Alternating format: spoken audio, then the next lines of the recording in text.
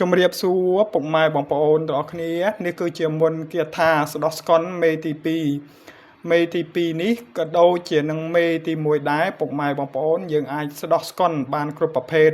ស្កុនគឺជាជំងឺមួយយ៉ាងដែលកើតឡើងលើពុកម៉ែបងប្អូនដោយយើងមិនបានដឹងខ្លួនទុកជាមុនទេថាស្កុននឹងវាកើតឡើងដោយពេលណាខែណាឆ្នាំណាពុកម៉ែបងប្អូនណាស្កុនវាអាចមានបញ្ហាជាមួយនឹងទីកន្លែងខ្ពស់ក៏ដូចជាទីកន្លែងទឹកជ្រៅទីកន្លែងដែលមានភ្លើងទីកន្លែងដែលមានទឹកក្តៅពុកម៉ែបងប្អូនណាហ្នឹងហើយស្កុនគេមានស្កុនទប់ស្កុនទល់ស្កុនហល់ស្កុនហើមស្កុនម្ដាយដើមស្កុនស្វាស្កុនខ្លាហើយបន្តទៀតខ្ញុំនឹងអធិប្បាយជូនពុកម៉ែបងប្អូនឲ្យអស់នៅសេចក្តីពុកម៉ែបងប្អូនណាហ្នឹងហើយស្កុននោះគឺគេមានទៅតាមប្រភេទឆ្នាំនីមួយពុកម៉ែបងប្អូនណាឧទាហរណ៍ថាអ្នកកើតឆ្នាំឆ្លូវខែចេត្រូវនឹងជំងឺស្កុននឹងឈ្មោះអីអ្នកកើតបាទឆ្នាំជូតខែអាសាឍហ្នឹងត្រូវជាមួយនឹងស្កុនហ្នឹងឈ្មោះអីហើយវិធីព្យាបាលហ្នឹងទី1គឺគេប្រើនៅថ្នាំទី2គឺគេប្រើយ័ន្តសម្រាប់ចងនៅស្កុនហ្នឹងទី3គឺគេប្រើនៅមុនគេថាពុកម៉ែបងប្អូនណាហ្នឹងហើយដើម្បីធ្វើការស្ដោះឬក៏ផ្លុំទៅលើអ្នកជំងឺហ្នឹងឲ្យជាសះស្បើយពុកម៉ែបងប្អូន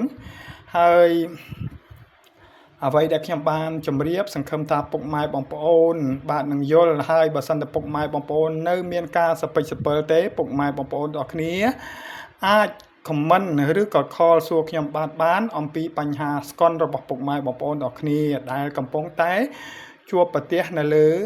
ញាតិមិត្តឬក៏បងប្អូនឬក៏កូនចៅពុកម៉ែបងប្អូនណាហ្នឹងហើយមុនគាថានេះយើងសូត្រចំនួន7ចប់យើងសូត្រថាឧមៈកំចាត់ឧមៈកំចាយកំចាត់អន្តរាយខ្មោចព្រាយទាំងអស់ពុទ្ធធាំងឆេះធម្មៀងឆេះសង្ឃៀងឆេះឆេះទៀងម្ដាយខ្មោចឆេះទៀងម្ដាយព្រាយរលាយទៀងម្ដាយដើមទៅគ្រូឲ្យថ្លែងសពព្រះបាញ់ឡើងស្ដែងឆេះឧមៈសទ្ធិស្វាហៈស្ដាប់បង្កប់អញជាគ្រូបាជ័យហងឧមៈកំចាត់ឧមៈកំចាយកំចាត់អន្តរាយខ្មោចព្រាយទាំងអស់ពុទ្ធធាំងឆេះធម្មៀងឆេះសង្ឃៀងឆេះឆេះទៀងម្ដាយខ្មោចឆេះទៀងម្ដាយព្រាយរលាយទៀងម្ដាយដើមទៅគ្រូឲ្យថ្លែងសពព្រះបាញ់ឡើងស្ដែងឆេះឧមៈសទ្ធិស្វាហៈស្ដាប់បង្កប់អញជាគ្រូបាជ័យហង